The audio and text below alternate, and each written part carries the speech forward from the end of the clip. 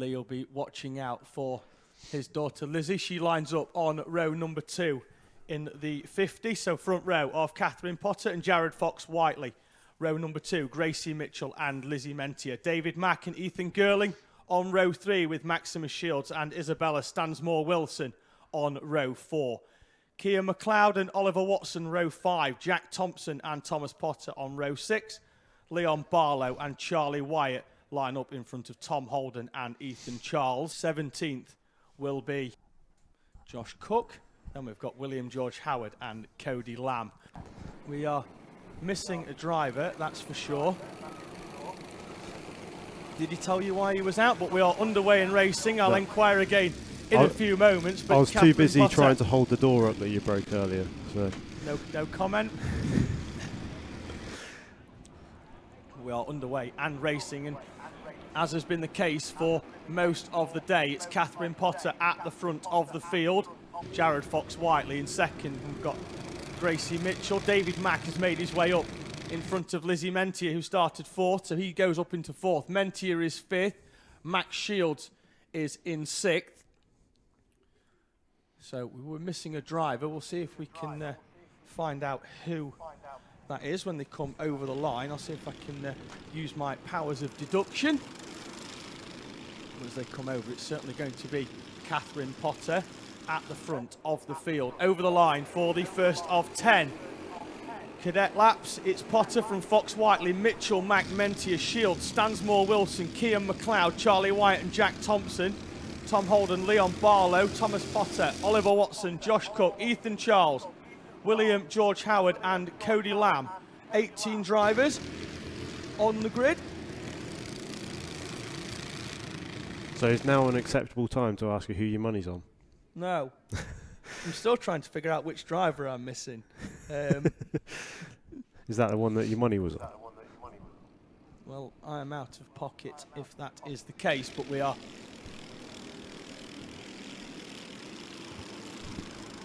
So the driver that's missing is the number 8 of Ethan Girling. So had a good start to the day. Pole sitter after qualifying. It was a great effort for him, but unfortunately not able to take up his position on the grid for the final. David Mack remains in 4th though. He is all over the back of Gracie Mitchell in the number 11. So you got change for 5th place there. Is it going to fight back? Max Shields goes past Lizzie Mentier. Lizzie Mentier though cuts back to the inside and retakes 5th place. So, and then it looks like Max Shields is going to come back down the inside of Mentier. Those two are going to go side by side. Round hairpin number 3. Mentier will have track position to the inside of hairpin 4. Max Shields has to back out and drop in behind. There they are in the background. So the top 4 come through. Catherine Potter, Jared Fox-Whiteley, Gracie Mitchell and David Mack. 3 of the top 4 have won races here at Teesside. The only one that's missing a win here at Teesside is the 22 of Jared Fox-Whiteley. So can we add another driver to the list of race winners here in cadets at Teesside?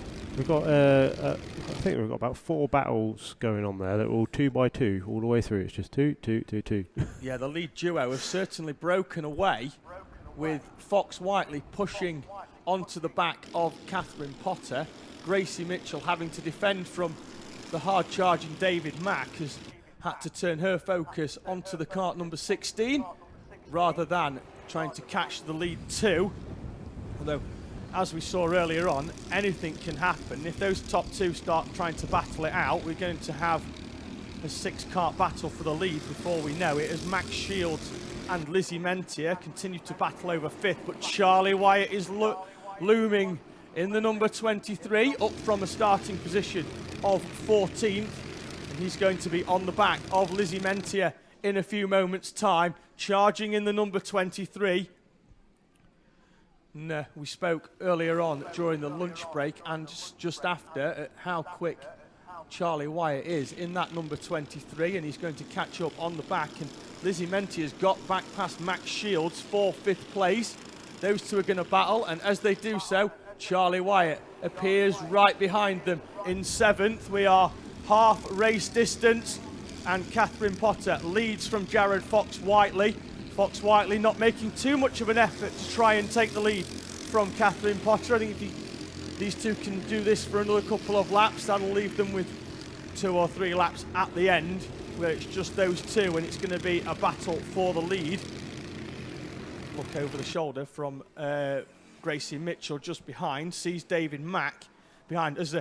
I think Max Shields is just pretty much just driven off the track all by himself and onto the grass, and that's allowed Charlie Wyatt to go down the inside and into 6th place as they go round hairpin number 3.